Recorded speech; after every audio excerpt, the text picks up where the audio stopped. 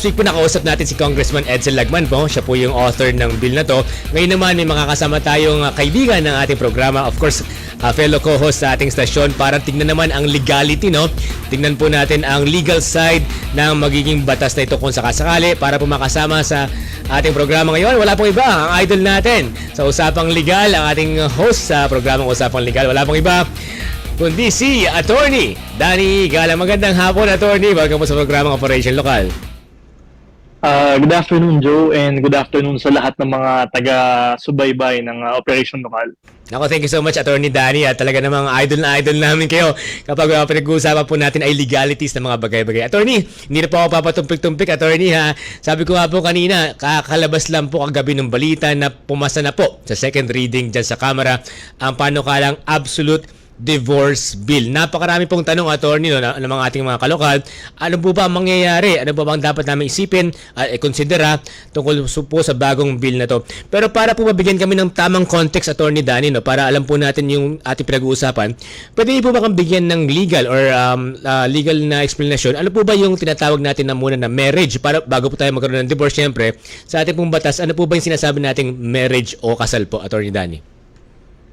Well, una-una, yung marriage sa Pilipinas ay nasa ilalim to ng family code natin, Family Code of the Philippines. So, ang kasal sa Pilipinas ay between a man and a woman, so lalaki tsaka babae. And din nga, sabi dun sa batas, kung sino man ang gustong magtayo ng isang pamilya, ay ayun, syempre, kailangan ng gabay ho ng batas. At yun nga ho, kailangan yung mga stipulations ho nito ay hindi ho pwedeng pag-agrihan lamang, no, ng dalawang partido at except for the marriage settlements o yung tinatawag natin na prenuptial agreement. Ayan, so Attorney, kumbaga, nasa constitution natin to, nasa family code natin, na of course, na pwede kang magpakasal under our laws. Attorney, ito nga, no, diretsuhin na natin yung tanong. Halimbawa, tayo ay kasal na. Halimbawa, tayo ay kasal na. Ngayon po, sa present laws natin and the constitution natin, meron po tayong tinatawag na annulment, no? Ano po ba yung annulment, Attorney? Again, from a legal standpoint, ano po ba yung tinatawag natin annulment of marriage?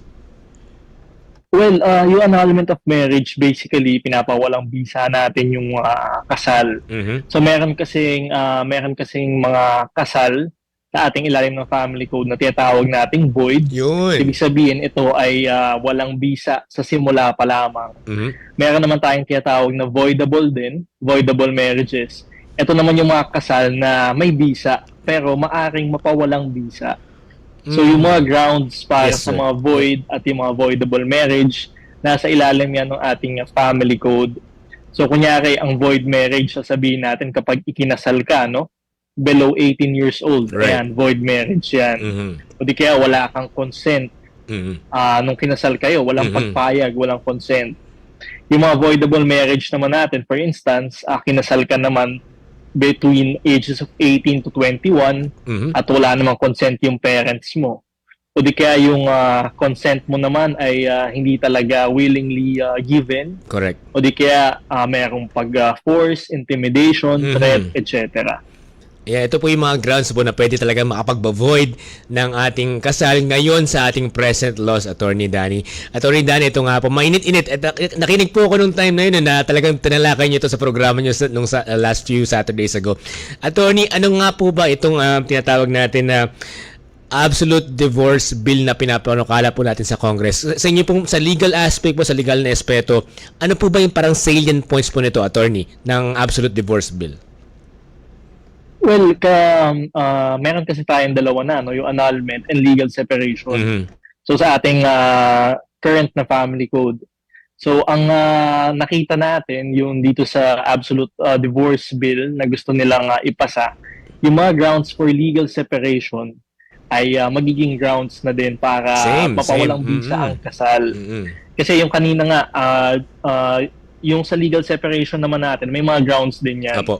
Sa family code. Halimbawa, repeated physical violence, grossly abusive conduct, marital infidelity and perversion, and mga ganyan. Ang pinagkaiba kasi nung dalawa, nung annulment at legal separation, kapag annulment, pwede kang magpakasal uli sa ibang tao. Pero pag legal separation lang, yun nga, separation from bed and board, ibig sabihin hindi ka pwede magpakasal uli. sa ibang tao. Mm-mm. Ngayon, ang kagandahan ng pinapasa nilang absolute divorce bill, yung mga grounds for legal separation, Pwede na rin. magiging na siyang grounds for divorce. Right. So, ibig sabihin, pwede ka na ulit magpakasal. So, sa ibang tao, kapag naaprubahan itong batas na to. At maganda din to kasi yung physical violence. Right, of course. Dati ground lang for legal separation lang. kasi madami talaga di ba nakakaranas ng mga pananakit ng kanilang asawa. So ito, magiging na tong ground for divorce. So pwede na kayo maghiwalay at magpakasal uli. At pangalawa din, yung marital infidelity or perversion. Correct. So ang dami din nito na parang yung mga nangangaliwa, yung mga asawa nila. Opo. So dati hanggang legal separation lang kung wala naman silang ibang grounds for annulment. Ngayon, ground na din siya for divorce. So, ibig sabihin, pwede na kayo makipaghiwalay sa inyong asawa at pwede na kayong magpakasal uli kapag naaprubahan itong absolute divorce bill nga na ito. Attorney Danny, I'm sure you would agree with me na let's not sugarcoat yung reality po. No? Talaga naman po, nasabi nyo nga, sa ating realidad sa buhay, sa ating mga lipunan, meron po tayong mga hindi kagandahang data, information, accurate at truthful data po na talagang merong physical abuse, merong economic, lahat ng klase po ng abuse, no? Even mental abuse sa pagitan po ng mga mag-asawa. And once this bill is enacted into law po, siguro mas magbibigyan ng option, sabi nga po ni Kong Edsel, isa po itong option, no? Kumbaga para makaalis sila dun sa hindi very disadvantageous na sitwasyon po with their spouses. Attorney, ito pa po isang tanong po, siguro pasensya na po kayo, ang dami kong tanong. Ngayon po, halimbawa, attorney, ito yata ang tinatanong sa akin kagabi ng aking kasama po dyan sa bahay. Pwede po ba dito sa absolute divorce bill, attorney, yung nag-usap kayo? Di ba bawal po kasi, alam ko, bawal po sa annulment na may collusion yata or connivance po ba yung tawag doon? I forgot the legal term. Pero dito po ba sa absolute divorce bill, pwede bang amicable po? Or kailangan ano rin kayo? Hindi rin po kayo nagkausap? Well, syempre draft pa lang naman itong bill na to, no, na nasa Congress. So maari pa din yan na mabago din. Apo. Pero yun nga po, bawal talaga yung pag-uusap, yung connivance, collusion. Yun, collusion. So syempre interesado din naman yung gobyerno na panatilihin din yung family kasi nga sabi nga nung family, it is sabi nga dun sa family code natin, foundation yan. Correct. Ng ating lipunan, yung family. So, syempre, meron ding interest yung Estado na panatilihin nga yung pagkakabuo ng pamilya. At syempre, para sabihin na hindi kayo nag-collude or nag-connive na halimbawa, wala naman talagang ground for annulment or legal separation ay ginagawa ng ground. So, ayan, kaya syempre, bawal yung mga ganun na pag-uusap, etc. Kasi po yung pinaka, I guess, siguro na-encounter nyo na po yung tanong na to. Kumbaga, hindi naman tayo magkaaway, pero talagang hindi na tayo magkakasundo. Iba na po yung direction natin sa buhay, iba na yung gusto natin. Pero hindi, not necessarily na kailangan natin mag-away or magkagalit. Kasi meron po mga ganun, Attorney Danin, di ba? Kaya ako po na-itanong yun. And hopefully, magkaroon po ng siguro amendment or konting edit dyan sa batas na wag, not necessarily magkaaway kayong mag-asawa or ex-husband and wife, pero at least magkasundo ko, kumbaga mutually at gracefully po kayo naghiwalay, Attorney Danny. Parang ganun po iniisip ko. Well, usually, ang ginagawa ng mga parties, in-enter nila yan under Article 36, yung psychological incapacity. So, pagka ganun kasi, meron kayong irreconcilable differences. Tapos, kailangan mo lang sabihin na, yun nga, psychologically incapacitated ka. Okay? Hindi naman ibig sabihin nun na hindi ka na pwedeng magpakasal. But basically, incapacitated ka to the other person or dun sa asawa mo. So, ayan, pwedeng pumasok yan dyan. Article 36, psychological incapacity. At kapag ganun, kahit na mag-manifest nga later on sa marriage, yung kasal would still be considered void ab initio or walang visa.